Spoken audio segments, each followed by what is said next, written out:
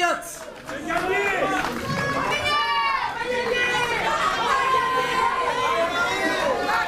On va gagner? On va gagner.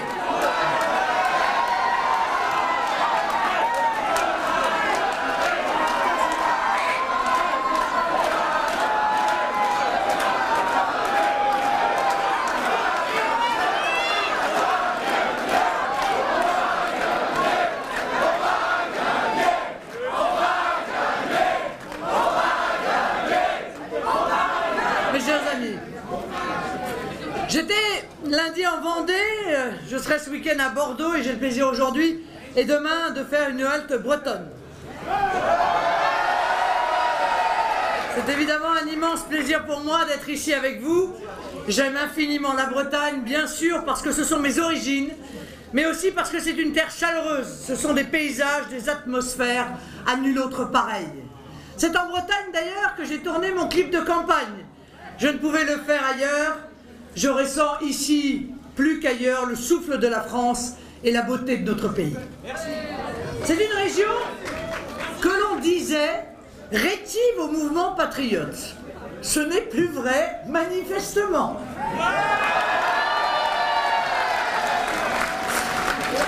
J'y perçois tous les signes d'une immense progression de nos idées. Il y a d'abord les résultats électoraux, bien sûr, où nous montons à chaque fois, mais il y a aussi l'accueil. La chaleur des messages que l'on m'adresse et que l'on adresse à tous nos militants. Ici, en Bretagne, notre message est de plus en plus en phase avec les attentes des habitants qui ont soif de changement, qui ne croient plus en la droite ou en la gauche, aux alternances stériles. Ici, en Bretagne, les Bretons disent leur soif de France, d'une France qui redeviendrait la France. Ici, j'entends ce message d'amour de la France et j'y vois un signe d'espoir immense. J'ai le sentiment qu'il est important dans cette campagne électorale de parler de l'amour de la France. Cela peut paraître évident, mais il vaut mieux parfois rappeler certaines évidences. Car quel autre sentiment doit nous animer quand nous réfléchissons à l'avenir de notre nation, de nos enfants, que celui-ci, l'amour de son pays, la volonté de rendre à cette belle France tout ce qu'elle mérite. Il n'est pas honteux, mes chers amis, de dire que l'on aime son pays. Il n'est pas honteux de se dire patriote, de le revendiquer et de le crier à la face de ceux qui voudraient renoncer, car ils sont nombreux à avoir renoncé. J'entends sans arrêt dire que la France est trop petite, qu'elle ne pourrait plus rien, qu'elle n'a plus d'avenir, juste un passé. Un passé qu'on nous demande d'ailleurs parfois, trop souvent, de regarder avec honte. Et je suis frappé de voir que les autres candidats à l'élection présidentielle, mes principaux concurrents, n'ont plus aucune idée de la grandeur de la France, de sa singularité, de son exception. Ils n'ont plus d'ambition pour notre pays qu'ils veulent ramener au rang d'une région européenne, comme si la France ne pouvait plus exister par elle-même, comme s'il fallait qu'elle soit sous tutelle, qu'on l'administre, qu'on décide pour elle. Je me battrai toujours pour que soit reconnue et défendue l'indépendance de la France.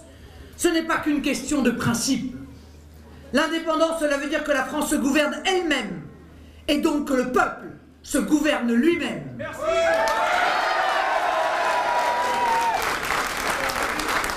Ce n'est pas à Bruxelles, ce n'est pas à Berlin de diriger la France.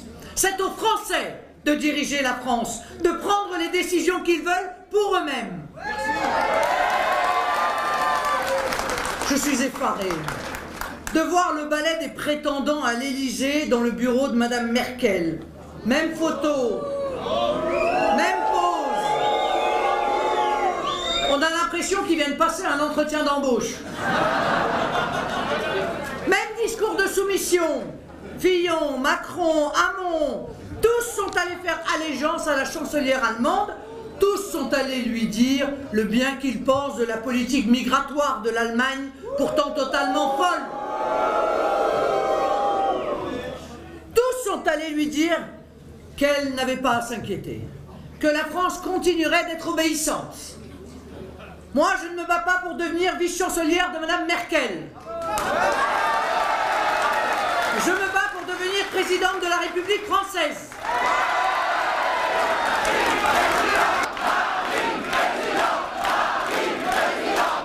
Je me bats pour défendre les intérêts de mon peuple et de lui seul. Mais jusqu'où veulent-ils nous faire descendre? En enfer! Je parle de tous ces candidats qui ont tous gouverné, qui ont tous été ministres ou premiers ministres, qui sont tous responsables de la situation catastrophique que nous connaissons et qui ont le culot de nous faire croire qu'ils seraient tous anti-système. Mais que pouvons-nous espérer de ceux qui ont tant déçu, tant trahi leurs promesses? De ceux qui aujourd'hui même se défaussent de tout bilan. C'est pas eux, c'est personne. On se pose la question de savoir qui a dirigé depuis 20 ans. A-t-on quand même oublié que M. Macron a passé les 5 dernières années au pouvoir, à l'Élysée auprès de M. Hollande, puis à Bercy, où il a fait tant de dégâts, tant de dettes, tant de chômage, tant de dérégulation, de casse sociale, avec notamment la loi El Khomri, dont il est l'inspirateur. Avec un faux diplôme en plus. A-t-on oublié que M. Fillon a gouverné la France pendant 5 ans? A-t-on oublié ce qu'il a fait à la tête de l'État? Dans tous les domaines, il a battu les records. Dette, chômage lui aussi, mais également insécurité, immigration. Mais les entendez-vous parfois questionner sur leur bilan? Jamais. Jamais, bien sûr, parce que les médias du système, eux aussi, voudraient nous faire oublier que tous ces candidats sont des sortants.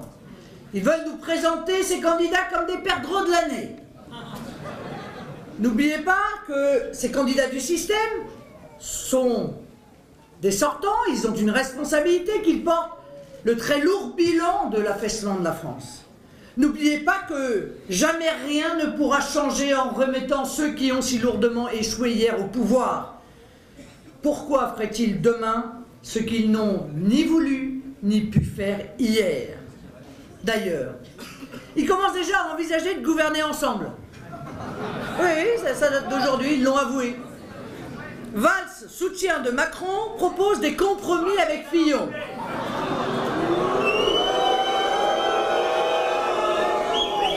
Moi, je sais ce qu'aurait répondu Coluche, mais bon.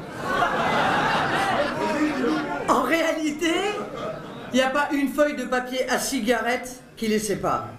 Ils font l'aveu que l'UMPS que nous dénonçons depuis des années est une réalité. Vous vouliez savoir ce qu'est le système? Eh bien, il est là, devant vos yeux, préparant l'avènement du parti mondialiste, immigrationniste, défenseur des forts et des puissants. Pour livrer la France à la finance internationale et aux intérêts privés, ils sont prêts à bazarder notre patrimoine matériel et immatériel. Cohn-Bendit, Valls, bientôt Villepin, Bayrou, Fillon, Delanoë, toute la vieille garde. Toute la vieille garde en train de se partager les postes avant même d'avoir gagné l'élection. Alors sérieusement, Fillon, Macron, la rupture, mais une belle escroquerie, oui. Une belle escroquerie dont le peuple sera une fois de plus victime. L'éternelle victime. Car hier, ils ont abandonné les Français et ils recommenceront demain, soyez-en convaincus. Quand je vois que nos retraités en sont à devoir descendre dans la rue pour réclamer un geste tant leur pouvoir d'achat s'effondre, quand je vois cela, j'ai honte pour toute cette classe politique qui n'a que faire de la souffrance du peuple et même de la souffrance de nos aînés qui ont travaillé toute leur vie et qui ont bien droit à un minimum de respect de la part du gouvernement. Alors oui, je m'y engage. Je revaloriserai le pouvoir d'achat des retraités les plus modestes. Ce n'est que justice. J'augmenterai l'ASPA, le minimum vieillesse de 20%. Je rétablirai la demi-part fiscale des veufs et des veuves supprimée par François Fillon. Et je créerai la prime de pouvoir d'achat qui profitera à tous les salariés et retraités qui gagnent moins de 1 500 € par mois.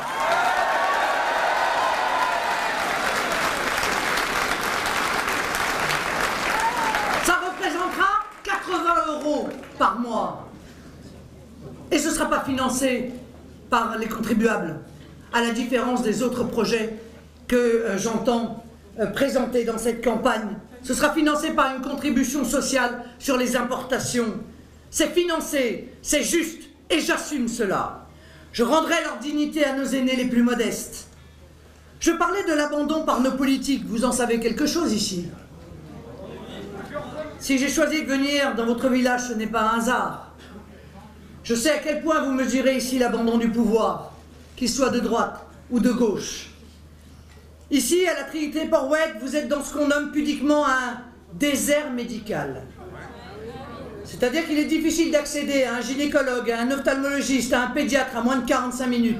Et cela, bien entendu, sans compter le délai d'attente pour obtenir un rendez-vous. Cette situation s'aggrave d'année en année. Ça non plus, je ne l'accepte pas. Je propose un grand plan de lutte contre la désertification médicale, un plan ambitieux qui, je le pense, permettra à terme de garantir un égal accès à la santé pour tous les Français, où qu'ils soient sur le territoire de la République. Je souhaite relever de manière importante le numerus clausus, car nous manquons de médecins.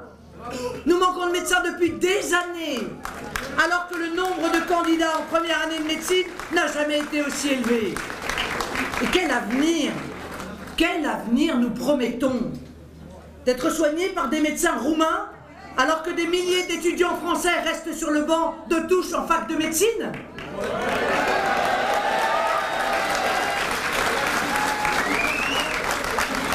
Eh bien moi, je souhaite que les médecins qui exercent en France soient formés en France, car nous avons des universités d'excellence.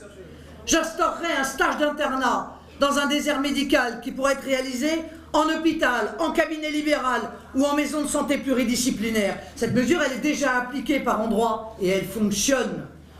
Je continuerai d'ailleurs à développer les maisons de santé pluridisciplinaires, parce que l'exercice en groupe est un facteur d'attraction pour les professionnels. Elles permettent aux professionnels de mutualiser les ressources et aux patients de bénéficier d'une prise en charge globale dans un seul et même lieu. Si j'ai choisi de venir tenir cette réunion publique dans une exploitation laitière, ce n'est pas non plus un hasard, tant je connais les difficultés de nos éleveurs, de nos agriculteurs. Mais enfin, dans quelle situation ont-ils mis notre agriculture? Dans quelle détresse plongent-ils nos agriculteurs? Nous avons été une grande puissance agricole. L'agriculture et l'élevage ont façonné notre façon de vivre, nos traditions culinaires, nos paysages. Oui, l'agriculture et l'élevage ont toujours occupé une place importante dans notre pays. Elle est au cœur même de notre identité nationale. Vous en savez quelque chose ici. L'agriculture, c'est un formidable moyen de conquérir des marchés, de produire, d'exporter. L'agriculture, c'est aussi une des conditions de l'indépendance d'un pays et au passage de la sécurité alimentaire à laquelle nous sommes tous si attachés, pour nous et pour nos enfants. Car sans ces agriculteurs, un pays ne peut pas nourrir sa population, il n'est pas libre. C'est cette conscience agricole que nous entretenions depuis des siècles. Sully, ministre d'Henri IV, ne répétait-il pas que labourage et pâturage sont les deux mamelles de la France? Déjà au XVIe siècle, on faisait du développement de l'agriculture une des conditions de l'indépendance de la France. Nous étions, je l'ai dit, une grande puissance agricole, de tous les points de vue. Et souvent, la France était première dans les classements internationaux. Et pourtant, nous avons lourdement chuté. Oui, le déclin de notre pays ne se résume pas seulement à notre industrie, à ces millions d'ouvriers, d'employés qui connaissent chômage et précarité. Le déclin a également touché l'agriculture. Perte de compétitivité, chute dramatique des revenus, baisse des exportations, instabilité des prix, réduction des débouchés. Notre agriculture est en train de se transformer en un champ de ruines. Nos agriculteurs n'ont plus les moyens de vivre de leur travail. Beaucoup survivent avec à peine quelques centaines d'euros par mois. Résultat, on vend le bétail, on paye boutique, on met la clé sous la porte, on brade l'exploitation qui est dans la famille depuis plusieurs générations. Et parfois, on commet l'irréparable. Dans notre pays, en France, un agriculteur se suicide tous les 2 jours. C'est un chiffre effroyable. C'est un tableau très noir que je dresse. C'est une réalité qui me déchire, tant je sais le dévouement de ces hommes et de ces femmes pour leur métier. Ces hommes et ces femmes qui, malgré les difficultés, continue à produire, à semer, à récolter, à traire, à élever. C'est un hommage appuyé que je veux leur rendre. Ils le méritent 100 fois, 1000 fois.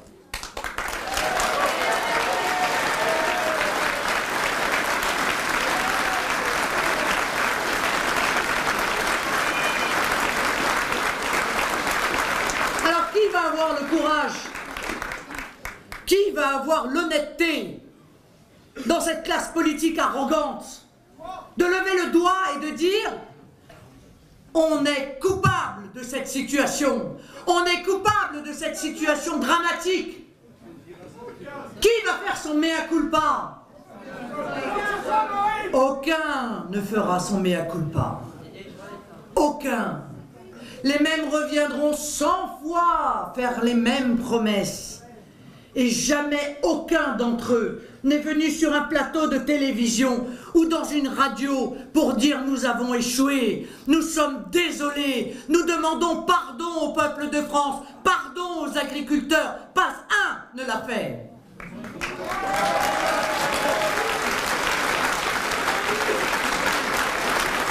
Et pourtant, ils sont responsables, comme est responsable l'Union européenne et sa catastrophique politique agricole commune.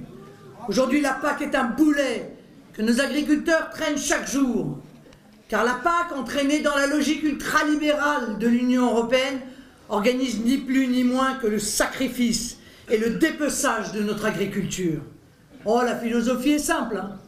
Privilégier exclusivement la quantité, peu importe les impacts sur la qualité, l'environnement, le prix ou le revenu des agriculteurs. Et pour cela, il faut grossir, toujours grossir, atteindre la taille critique.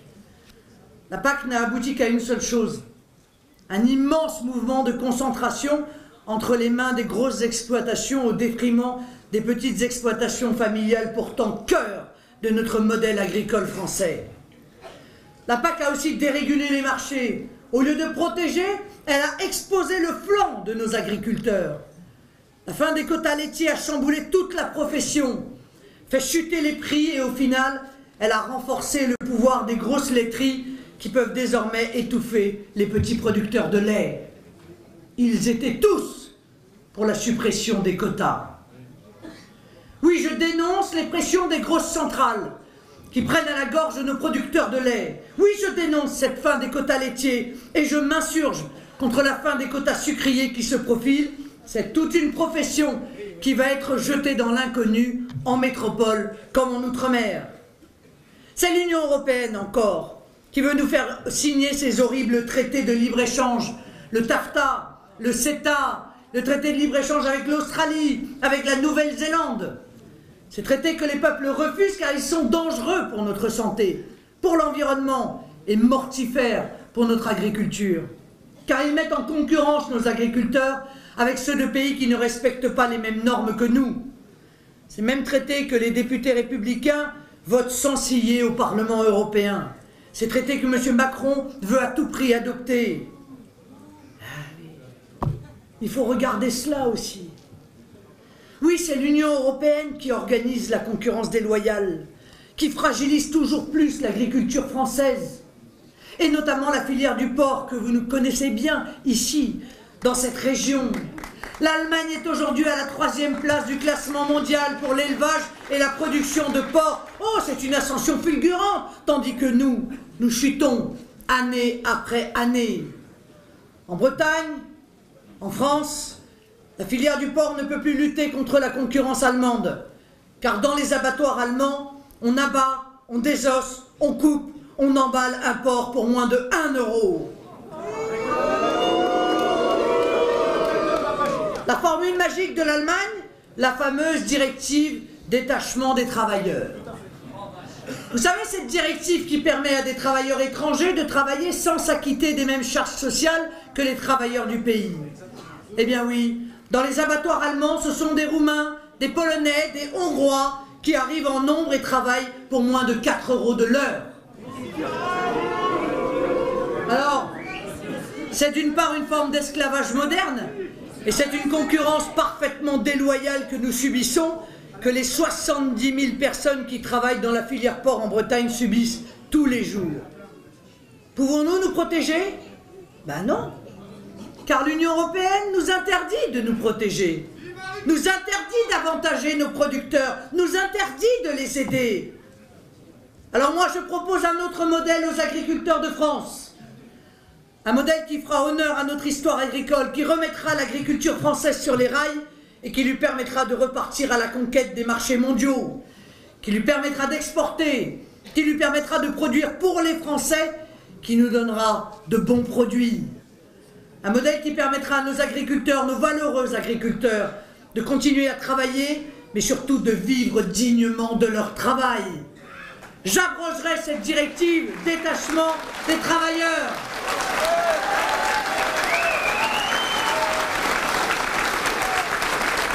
Cette directive imposée par Bruxelles qui nous fait tant de mal et qui entretient cette concurrence déloyale qui étouffe notre agriculture. Je refuserai les traités de libre-échange qui sont une menace qui pèse sur nos agriculteurs autant que sur la santé des Français. Je mettrai en œuvre le protectionnisme intelligent afin que nos producteurs soient protégés, et c'est bien normal, de la concurrence internationale. Quand des pays ne respectent pas les mêmes normes que nous imposons à nos propres agriculteurs, il faut que nous nous protégions en retour. C'est une question de bon sens. Oui, la France décidera de sa politique commerciale et non plus l'Union européenne, qui impose des sanctions à l'aveuglette, comme celle contre la Russie, sans se soucier des impacts dramatiques sur nos agriculteurs liés à l'embargo qui a suivi.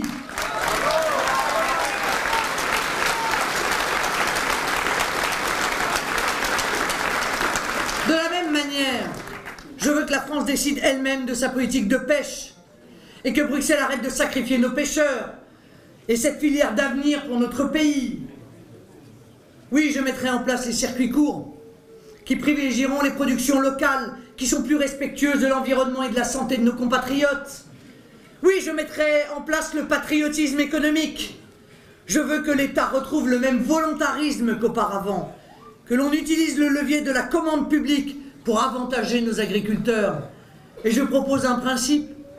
Toutes les cantines scolaires devront s'approvisionner en priorité auprès des agriculteurs locaux.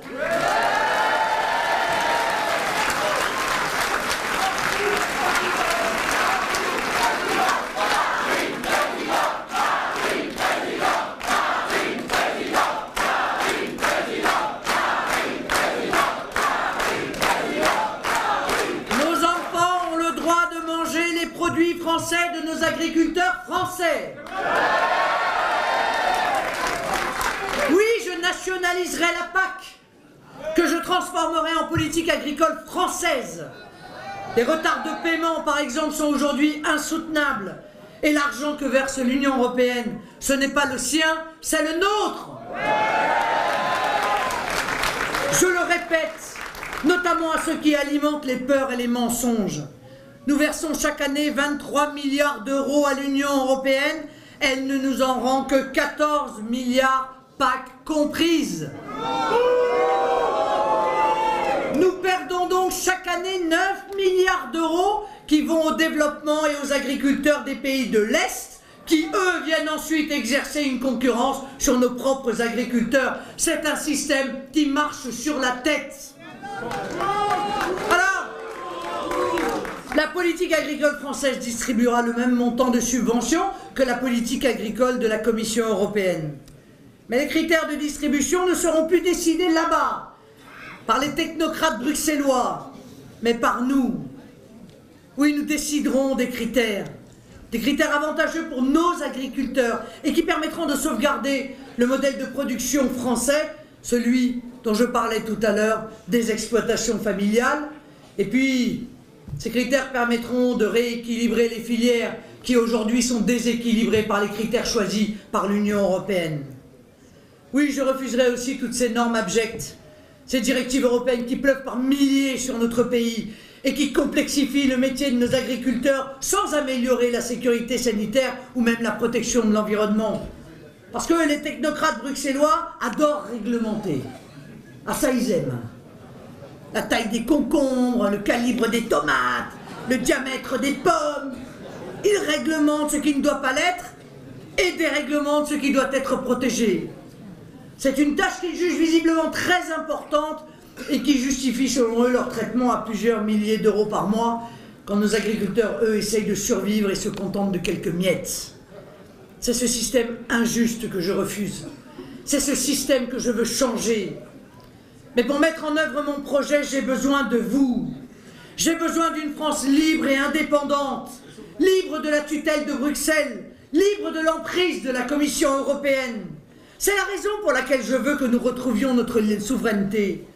Les adversaires politiques vous mentent quand ils disent qu'ils aideront l'agriculture française, tout en restant enfermés dans ce carcan qu'est l'Union européenne.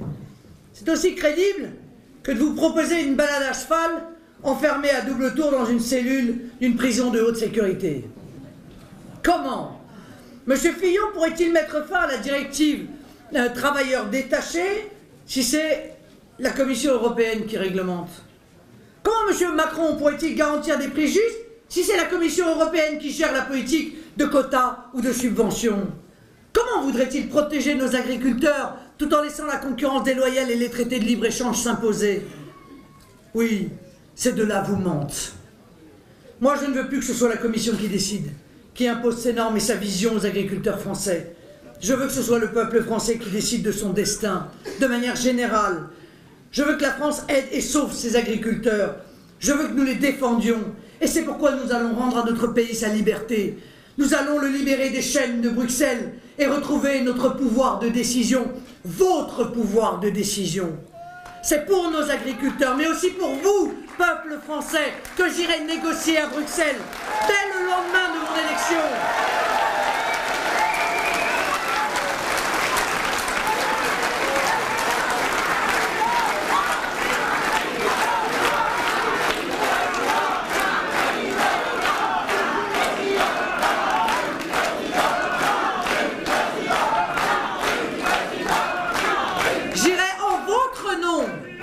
Négocier le retour de notre indépendance.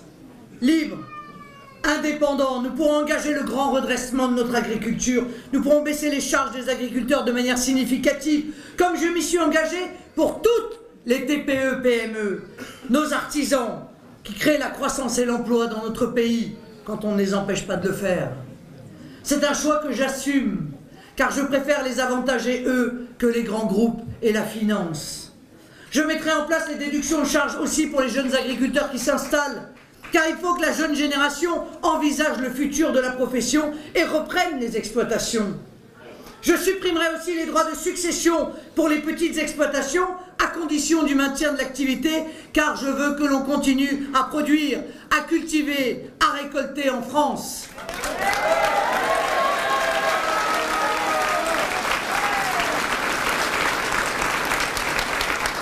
Oui, j'augmenterai les petites retraites agricoles pour atteindre un minimum de 1 000 €, contre bien souvent 300, 400, 500 € aujourd'hui.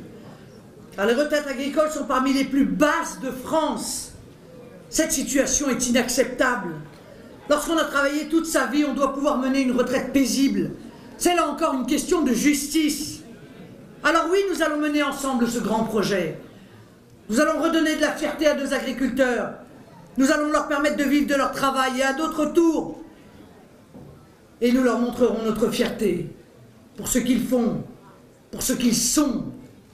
Et ensemble, nous referons de la France cette grande puissance agricole, ingénieuse, productrice, exportatrice, cette grande puissance agricole qu'elle a été et qu'elle va redevenir.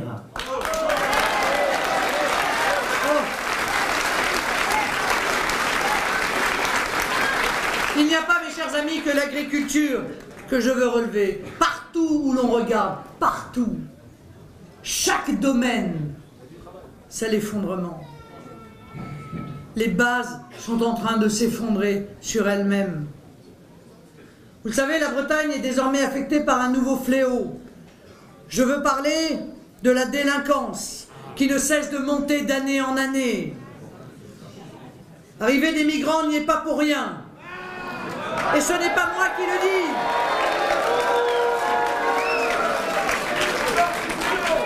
Ce n'est pas moi qui le dis, c'est le préfet du Finistère.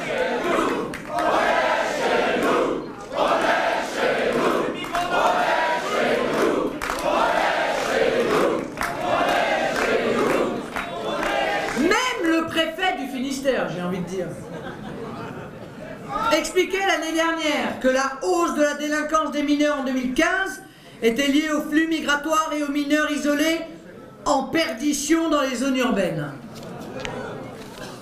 Dans le Morbihan, à la fin de l'année dernière, c'est l'agression sexuelle d'une femme de 67 ans par un jeune migrant venu de Calais qui a choqué l'opinion. Oui, l'accueil des migrants imposé à de nombreuses communes bretonnes sans concertation et sans l'accord des habitants, ni bien souvent celui des élus, n'est pas le joli conte de fées à l'eau de rose que certains présentent parfois. Les moyens de la police, de la gendarmerie et de la justice ne sont pas assez importants pour gérer ces populations.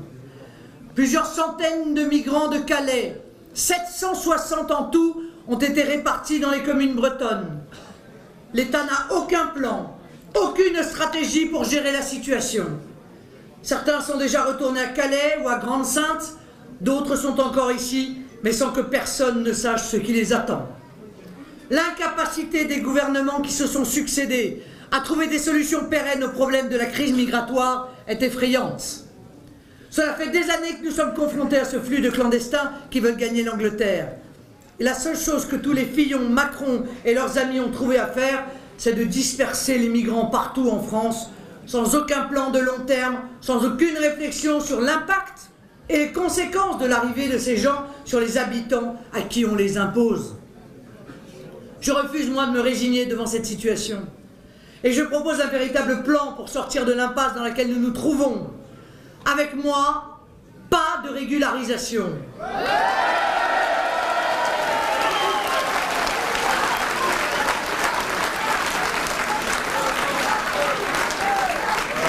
Au contraire, je veux une limitation stricte du droit d'asile, qui ne sera accordée qu'à ceux qui en feront la demande dans leur pays d'origine ou dans un pays limitrophe auprès de nos ambassades ou de nos consulats et qui répondent bien sûr à des critères qui seront des critères plus sérieux qu'ils ne le sont aujourd'hui.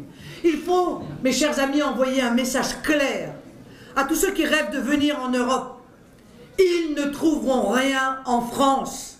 Ni les papiers les régularisants, ni les soins gratuits aux frais du contribuable, ni les divers privilèges et droits qu'on leur accorde aujourd'hui.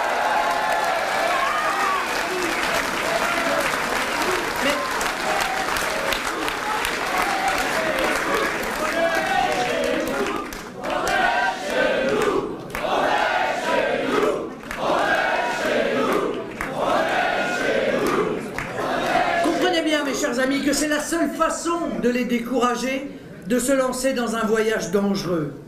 Il vaut mieux financer les camps de réfugiés au plus près des zones de troubles et de conflits.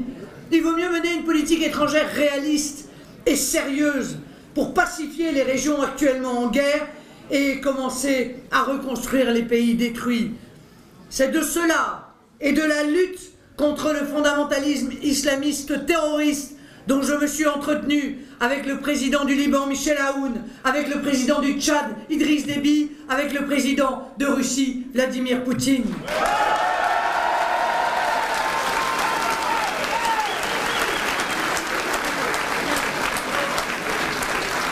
Car nous portons, en tout cas ceux qui nous ont dirigés, portent une lourde responsabilité dans cette crise migratoire. C'est eux qui ont contribué à la déstabilisation très lourde et au chaos dans un certain nombre de pays et qui ont ouvert les portes à des centaines de milliers, des millions de personnes qui évidemment en ont profité pour tenter de rejoindre ce qu'elles pensent être l'Eldorado. Accepter les quotas de migrants imposés par l'Union européenne et lui déléguer la gestion de nos frontières, comme l'a fait M. Fillon et comme il continuera à le faire, c'est non. Encourager les migrants à venir en France et leur ouvrir grand les bras alors que tant de nos enfants vivent dans la pauvreté, comme souhaite le faire M. Macron, c'est encore non.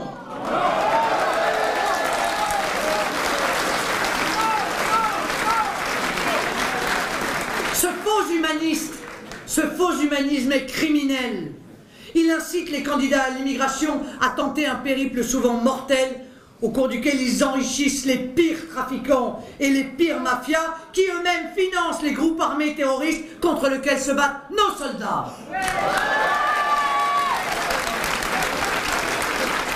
Et ne croyez pas, ces réseaux criminels prospèrent désormais en France. Tout le monde le sait. Et moi, je refuse de m'y résoudre. Je refuse que les besoins en main-d'œuvre pas chère du grand patronat allemand dictent sa politique migratoire à la France. Je l'ai dit, M. Fillon et Macron rivalisent d'ardeur auprès de Mme Merkel pour gagner ses faveurs. Moi, je veux être la présidente de la République pour défendre la France et protéger les intérêts des Français. Cela seul m'intéresse.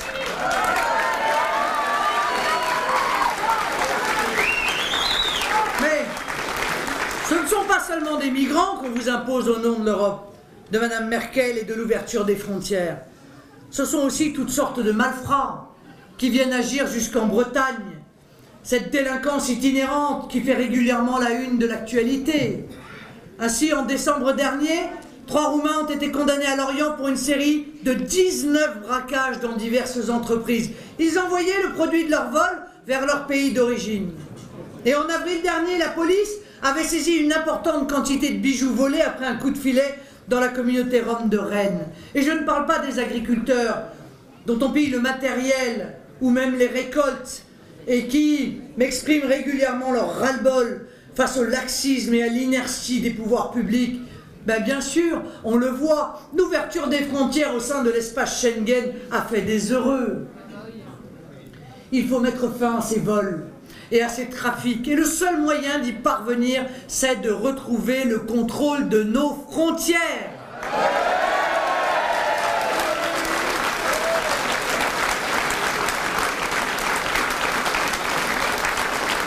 Surtout ne prononcez pas ce mot de frontière devant M. Fillon ou M. Macron. L'un ne sait même pas que ça existe, et l'autre considère que c'est un leurre. La France représente en fait trop peu de choses à leurs yeux pour qu'ils sachent que ce sont ces frontières et pourquoi il faut les protéger. Certes, ils ont dû lire et apprendre quelques-unes des fiches, enfin en tout cas M. Macron a dû lire celle de M. Le Drian, qui lui a été envoyée. Mais je peux vous le dire tout de suite, M. Macron, il répondra qu'il faut plus d'Europe. La situation continuera donc à empirer. Quant à M. Fillon, lui qui a été, je l'ai rappelé si longtemps, Premier ministre, pourquoi ferait-il à l'avenir ce qu'il n'a pas fait hier? Lui aussi d'ailleurs se contente de promettre plus d'Europe.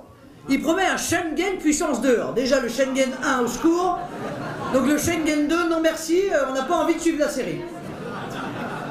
Mais d'ailleurs on se demande bien pourquoi.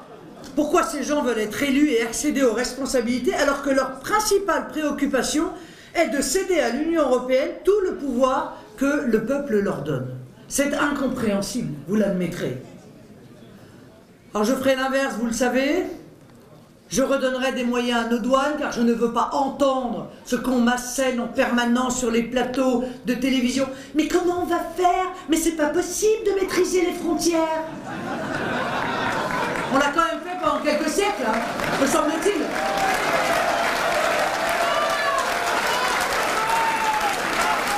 Alors ils savent pas comment faire. Ben moi je sais comment faire. Alors je leur conseille de voter pour moi.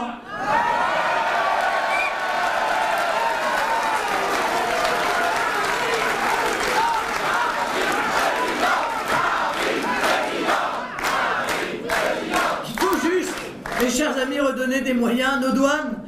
Et j'embaucherai 6000 douaniers supplémentaires au cours de mon quinquennat. Nous devons pouvoir contrôler ce qui entre et ce qui sort de notre territoire. Nous devons savoir qui vient et qui part. Sans cela, comment assurer la sécurité des Français? Et pourtant, en plus de la délinquance classique dont je viens de parler, les fraudes plus importantes se multiplient. L'année dernière, 6 responsables d'une société roumaine qui avait placé frauduleusement de nombreux intérimaires roumains et bulgares auprès d'entreprises du secteur agroalimentaire en Bretagne ont été interpellés. Selon le procureur de Rennes, La fraude sociale générée par l'activité de cette société de droit roumain est estimée à plus de 6 millions d'euros. 6 millions d'euros, une société. Au total, la société roumaine aurait ainsi eu recours à 250 intérimaires, officiellement enregistrés en Roumanie et placés dans des sociétés principalement implantées en Bretagne.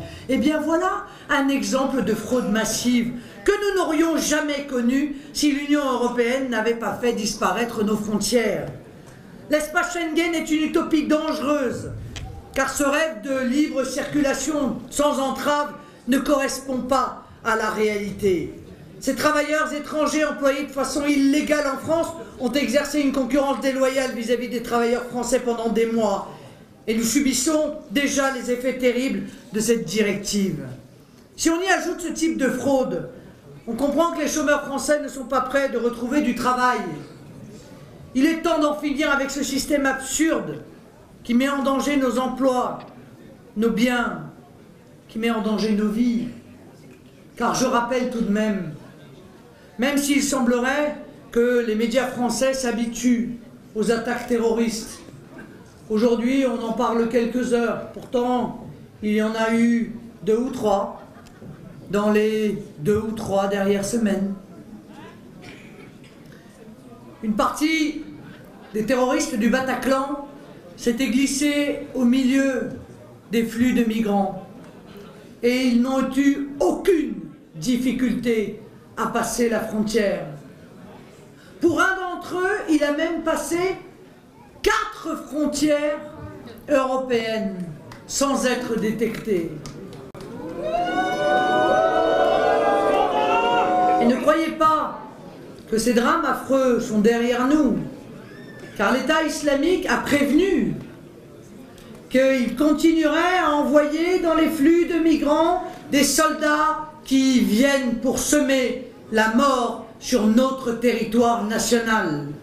Et malgré ce danger, malgré cette annonce, on continue à laisser les frontières grandes ouvertes. On compte sur l'Italie, submergée, sur la Grèce, ruinée, pour assurer la sécurité de nos frontières. Chers amis, les Français ont le droit de vivre en toute sécurité, en Bretagne comme ailleurs. Nous devons donc non seulement retrouver nos frontières, mais nous devons redonner à notre police et à notre justice les moyens de nous protéger. Mais encore une fois, cela ne servira à rien si nous sommes incapables de pouvoir maîtriser qui entre et qui sort. Même ici, au cœur de la Bretagne, à plusieurs milliers de kilomètres de la première frontière, les effets de leur ouverture totale et anarchique se font sentir. Tout le modèle social que nous avons patiemment bâti est menacé. Les solutions de M. Macron et Fillon, c'est d'achever de détruire ce système de protection sociale pour calquer la France sur le modèle allemand de la précarité généralisée.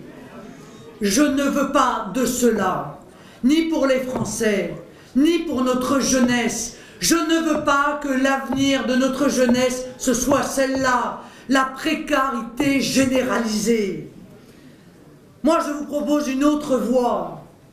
Oui, la France peut décider de son destin, assurer sa propre protection et défendre son identité culturelle et son modèle social.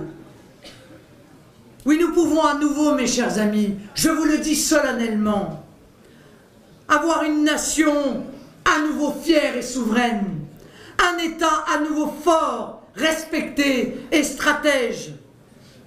Mais il faut un chef déterminé et profondément patriote. J'ai cette détermination et cet amour de mon pays et de mon peuple. Mais j'ai besoin de votre soutien à toutes et à tous pour mettre cette volonté au service des Français. Je compte sur vous pour mener avec moi cette belle bataille au nom du peuple. Vive la Bretagne, vive la République et vive la France!